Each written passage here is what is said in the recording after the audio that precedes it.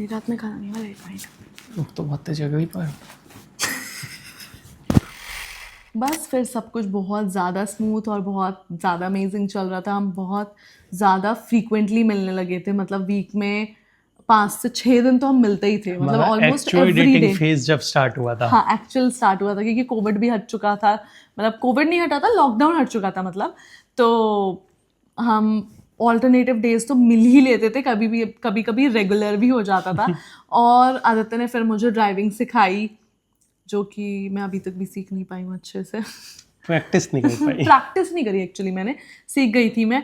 और हम दोनों ही बहुत बड़े फूडी हैं, तो हमें इंस्टाग्राम पे देख के, गूगल पे देख के, कहीं भी कोई ऐसा फेमस जगह होती थी ना कि यहाँ के छोले कुलचे फेमस हैं, यहाँ के छोले भटूरे, यहाँ का हम ये, पहुंच जाते थे। मतलब हम दिल्ली गुड़गांव के कोने कोने तक भी पहुंच चुके हैं, हम बहुत दूर दूर गए हैं। मतलब मुझे याद है एक बार हम छोले कुलचे खाने अपने घर से 2.5 घंटा दूर गए थे। कहाँ गए थे? कहीं तो दिल्ली में गए थे ना। एग्जैक्ट नाम मुझे भी नहीं याद। हाँ, बट पसंद नहीं आए थे। वो बात अलग है, बट हमने ऐसे ही एक हॉट चॉकलेट भी थी। हाँ, ऐसे एक हॉट चॉकलेट थी, वो भी पसंद नहीं आई थी। मतलब बहुत हमने बहुत घूमे, बहुत फिरे, हमने बहुत बहुत फुल साथ में ऐश क्वालिटी करी है। टाइम स्पेंड किया हाँ, है। बहुत क्वालिटी टाइम और बहुत क्रेजी क्रेजी चीज़ भी। मुझे रैंडमली एक किस्सा याद आया कि हम ज़ारा पे गए थे और हम रैंडमली ऐसे ही देख रहे हैं। मैंने बोला यार ये ड्रेस अच्छी लग रही है ना, आदित्य ने बोला ले लो। मैंने कहा नहीं नहीं, इतना भी कुछ वो नहीं है। और बस हम विंडो शॉपिंग कर रहे थे, हम इधर उधर घूम रहे थे ये वो। और मैं नेक्स्ट डे देखती हूँ कि आदित्य वो dress with the rose and teddy, मैं फोटो लगाऊंगी, मैंने फोटो ली थी उसकी, वो मैंने ले आया। एंड आई वाज लाइक कि यार मुझे पसंद आई थी, ठीक है, बट तुमने इतने एफर्ट्स क्यों किए? तो हमेशा से उसका था कि अगर मैंने कुछ बोल दिया, कुछ भी मेरे मुंह से निकला है गलती से भी, तो वो उसको सच कर देता था। तो मुझे बहुत सोच समझ के बोलना पड़ता था। इसलिए मुझे एक स्पेशल निकनेम मिला था जिनी। हाँ भाई, ये मतलब ये तो तुम हो भी, मतलब तुम हो मेरे जिनी। अगर मुझे सोचना है मुझे ये चाहिए एंड या मुझे यहाँ जाना है या मुझे ये करना है, एंड वो इसको सच कर देगा। और अगर मेरी लाइफ में कोई प्रॉब्लम भी चल रही है ना, तो मुझे पता है कि एज अ भगवान मैं आदित्य को बोलती थी तुम कर दोगे ना, बोलता था हाँ हाँ, और बस मैं ऐसे बेफिक्र हो जाती थी, जैसे छोटे बच्चे भगवान को या मम्मी पापा को अपनी प्रॉब्लम देख के ऐसे बेफिक्र हो जाते हैं कि ठीक है अब ये है तो भाई संभाल लेगा। तो he is a genie for me. हर कपल का ना शायद एक सॉन्ग होता है, और हमारा भी है, मतलब जिससे आप ना बहुत ज़्यादा कनेक्ट कर पाते हो। तो वो है Marjaava from bell bottom movie. Randomly मैं सॉन्ग चल रहा था, मैं वीडियो रिकॉर्ड कर रही थी, एंड ऐसी वो लाइन आती है, ते भी कहेगी सच्ची सोनिए सोनिए मैं मैं उमराली खड़ जाऊंगा।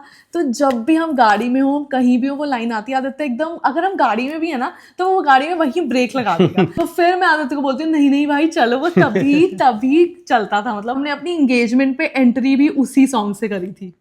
फिर आती है दिवाली, और दिवाली पे आदित्य का हमेशा मेरे साथ एक रिचुअल रहा है कि वो हर दिवाली पे मुझे कुछ ना कुछ गिफ्ट करता है। हम हमेशा छोटी दिवाली पे मगते थे। हाँ, छोटी दिवाली में मिलते थे और हमेशा वो मुझे कुछ ना कुछ गिफ्ट करता था, ये बोल के कि तुम ही मेरी लक्ष्मी हो, तो इसलिए मैं दिवाली पे तुम्हें ये गिफ्ट कर रहा हूँ। And I actually mean it. Aww. कई बार हुआ है कि काम में भी मैंने काम से पहले फोन किया कि जल्दी जल्दी मेरे को विश मी कर। हर बार आदित्य कुछ भी कर रहा होता है, कुछ भी इंपॉर्टेंट अगर उसकी लाइफ में हो रहा होता है, तो हमेशा मुझे कॉल करता है, मैसेज करता है कि विश मी लक। और हमेशा मैं उसे एक ही चीज़ बोलती हूँ कि all my best wishes are with you. And हमेशा काम बन जाता है। Then comes the end of the year, new year आता है, और न्यू ईयर पे हमेशा हमारा रहता है कि हम 31st को नहीं मिलते हैं। हम फर्स्ट को मिलते हैं, पूरा दिन साथ में स्पेंड करते हैं। हाँ, साल का पहला दिन हम एक साथ, तो फिर हम पूरा साल एक साथ। सो न्यू ईयर स्टार्ट होता ही आ जाता है एकदम से मेरा बर्थडे। और आदित्य ने इस बार मेरे बर्थडे पे कुछ बहुत ही ज़्यादा स्पेशल था वो मेरे लिए। फर्स्ट टाइम उसने एक प्लेस बुक की थी मेरे लिए और पूरा डेकोरेट किया था, ऐसा फ्लावर पेटल से ऐसा पूरा पाथ बनाया था मेरे लिए। और कपकेक्स थे सांत्वना कपकेक्स थे मेरे नाम के हैप्पी पूरे। बर्थडे और सांत्वना के नाम के। हाँ, देन आता है मार्च 2022 और होली थी, और होली पे आदित्य छुप के मुझसे मिलने आया था। और जैसे कि मैंने बोला कि हमने बहुत सारी क्रेजी चीज़ें की हैं साथ में, उनमें से एक ये था कि हम दोनों मसूरी गए थे एक ही दिन में। मतलब हम सुबह मसूरी गए हैं, हमने बस वहाँ पे मॉल रोड पे खाया है और हम वापस घर रात तक। मतलब हमने एक दिन में मसूरी टू एंड फ्रो किया, बहुत ज़्यादा क्रेजी था। मतलब इतना मज़ा आया ना, इतना किलिंग एक्सपीरियंस था, वो मज़ा आ गया। आई रिमेंबर एक बार 2023 में मेरा बर्थडे था, आदित्य को बहुत ज़्यादा फीवर था और मुझे ये बात पता नहीं थी, उसने मुझे बताया नहीं था। आई गेस मतलब इतना ज़्यादा था कि मैं 2 डोयो खा चुका था, उसके बाद भी 103 104 था। मुझे इस बारे में भनक तक नहीं थी।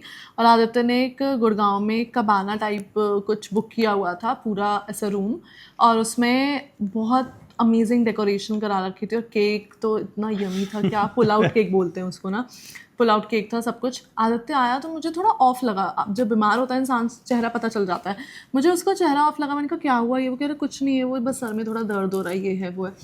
फिर जैसे मैंने हाथ पकड़ा, ये वो मुझे गर्म लगा और पूरे रास्ते में लड़ती आई कि तुमने मुझे बताया क्यों नहीं, कि तो कोई बात नहीं तुम्हारा बर्थडे ये वो। मैंने कहा बर्थडे भाड़ में जाए, मेरे बर्थडे से ज़्यादा इंपॉर्टेंट तुम हो। और मेरा ऐसा था कि बर्थडे आई नो तुम्हारे लिए कितना स्पेशल है, मतलब सावी को ऐसा है कि बर्थडे है भाई मेरा तो सबसे ज़्यादा स्पेशल होना चाहिए। ट्रीटमेंट हम कभी और जब तुम्हारी तबीयत ठीक होती तब कर, मतलब पूरे रास्ते में लड़ती आई हूँ फुल ऑन आदित्य के साथ, बहुत ज़्यादा लड़ी हूँ। और बस फिर हम वहाँ बैठे हैं और मैंने बोला अब चलो, मुझे कुछ नहीं करना, ना ज़्यादा, मुझे याद है आधा खाना तो पैक करवाएगी गाड़ी में खा लेंगे, हमें चलो गाड़ी में खा लेंगे, चलो मुझे कुछ वो नहीं है, मुझे चाहिए कि तुम सेफली घर पहुंचो। बहुत ही ज़्यादा रफ फेज हमारी, अगेन सेकंड रफ फेज हमारी लाइफ का। उस time I almost give up इस रिलेशनशिप पे। अगर आपको इतनी दूर तक सफ़र तय करना है तो बीच में कुछ ना कुछ बड़े हर्डल्स, छोटे हर्डल्स तो आएंगे ही। और तो एक चीज़ मैं कहूँगा इसमें सावी की मैं तारीफ़ करूँगा कि उसने मेरे को हमेशा एक चीज़ सिखाई, अगर मन में कोई भी बात है कुछ भी है तो चुपचाप नहीं रहो, बात करो, स्पीक इट आउट, माइट भी हम कोई सोल्यूशन निकाल गए। और जब भी कभी ऐसा कुछ अप एंड डाउन आया है, this formula has always worked for us. क्योंकि मैं आदित्य से हमेशा बोलती थी कि कभी भी कोई रिश्ता इतना नहीं बिगड़ता कि आप उसको सुधार ना सको। और आदित्य की आदत है कि अगर वो गलत है या वो सही भी है तो वो चुप रहेगा। आप उससे लड़ रहे हो, बात कर रहे हो, वो चुप रहेगा, वो अपने आप को प्रूव ही नहीं करेगा कि वो ठीक है, उसने ये ऐसा क्यों किया, क्यों नहीं किया।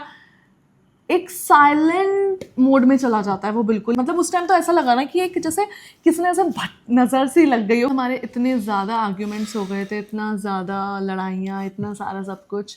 मतलब ऐसा नहीं था कि हम दोनों के बीच में कुछ डिफरेंसेस आ गए, हमारे बीच में कुछ लड़ाइयाँ हो रही हैं, बट एक्सटर्नल फैक्टर्स इतने ज़्यादा अजीब हो गए थे, इस हिसाब से सर्कमस्टांसेस बन गए थे कि मुझसे नहीं हो रहा था। मैंने आदित्य को एक दिन मैसेज किया कि यार this is not working for me, I can take this any more, it's over for me and I am finally giving up on this relationship. बहुत सारी चीज़ें ऐसी थी कि ऐसा लग रहा था कि सारी चीज़ें हमें कोशिश कर रही हैं हम दोनों को अलग करने की, इतना सारा सब कुछ हो रहा था। बट फिर एक दिन हमने डिसाइड किया कि हम मिलते हैं, क्योंकि हमें अजीब लग रहा था कि भाई ये कब तक चलेगा, क्योंकि Aditya was not ready to give up. और एक बंदे इसके बोलने से तो नहीं हो जाता है कि भाई इट्स ओवर। एक चीज़ और, हम दोनों ने ना कभी भी स्टार्ट से ऐसा नहीं माना कि हम कोई गर्लफ्रेंड बॉयफ्रेंड है या कुछ ऐसा है। हमने हमेशा पति पत्नी ही माना है। एक बार मैं 2 रिंग्स लेके आया था कि वो तुम मुझे पहनाओ मैं तुम्हें पहनाता हूँ, हो गई हमारी इंगेजमेंट। अब मैं ऑफिशियली पति पत्नी कहूँगा। बैक टू मुद्दा। तो मतलब ऐसा नहीं, आदित्य बिल्कुल भी गिव अप के लिए रेडी नहीं था और मेरा ये था कि मेरा हो गया है। तो हमने डिसाइड किया यार ऐसा तो नहीं चल सकता कि मैं बात ना करूं और तुम ऐसा मतलब एफर्ट्स डालो या कुछ भी ऐसा करो। तो मुझे बातें करनी है, कुछ चीज़ें हैं जो बॉदर कर रही हैं, तो लेट्स टॉक इट आउट। तो हम एक दिन मिले और सुबह ही मिले थे, हमने रात तक बहुत सारी बातें, बहुत सारे डिस्कशंस हुए एंड ऑल। 23 अक्टूबर को आदित्य और मैं मिले और आदित्य कॉन्ट्रैक्ट पेपर के साथ आया था मेरे पास, बहुत सारे पॉइंटर्स लिखे कि ऐसे ऐसे ये होगा वो होगा, जो भी हमने पहले म्यूचुअल डिसाइड किया था। साइन करा, मैंने साइन करा एंड हम दोनों ने एग्री किया उस पर। और उस दिन फिर हमने डिसाइड किया कि यार अब, क्योंकि हमारे बीच में प्रॉब्लम्स नहीं थी, तो हमने डिसाइड किया कि अब कुछ भी हो जाए, कैसे भी हो जाए, बट अब ये साइन हो चुका है और हम जब शुरू से अपने आप को ऐसा हस्बैंड वाइफ मान चुके हैं, तो ऐसी फुद्दू फुद्दू चीज़ों पे हम क्यों अपने रिलेशनशिप को या अपने मेंटल पीस को इफेक्ट कर रहे हैं।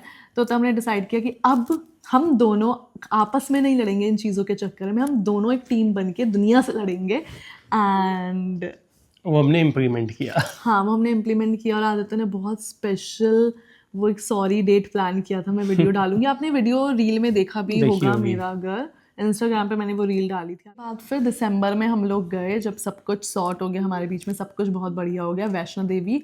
इस जर्नी को स्टार्ट कर रहे हैं एक फ्रेश तरीके से, तो हम भगवान की ब्लेसिंग्स लेने जाएंगे।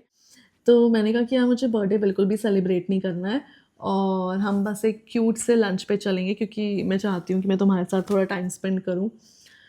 And this is what my man did, video attached. थोड़ी जीन्स ऊपर करें, यार एक पंचामृत मैं रो जाऊंगा आज, तो तुम तो एकदम। और उसके बाद आया प्रपोजल, उसके बाद फर्स्ट फेब ना, फर्स्ट फर्स्ट फेब को, मैं हमेशा फर्स्ट और सेकंड में कंफ्यूज रहती हूँ। फर्स्ट फेब को आदित्य ने मुझे प्रपोज किया। It was my dream proposal thing. इसकी स्टोरी बिल्कुल भी नहीं बात करेंगे, इसका एक अलग से ब्लॉग से बनेगा पूरा अगर आप vlog लोगों को होगा। चाहिए होगा तो। उसके बाद मैं फेब में ही आदित्य के पेरेंट्स से मिली थी। आदित्य तो मेरे पेरेंट्स से मिल चुका था मैं पहले ही। हाँ मिलता आ रहा था। मैं पहली बार आदित्य के पेरेंट्स से मिली थी। फिर शादी की डेट पक्की हुई और फिर सारा शादी का प्रिपरेशन स्टार्ट हो हाँ गया। सब कुछ स्टार्ट हो गया, और 14th of October को हमारी हुई एंगेजमेंट, एंड 14 दिसंबर हमारी शादी। So this is it guys, that's our story. Keep loving, keep supporting. Thank you so much. Bye bye.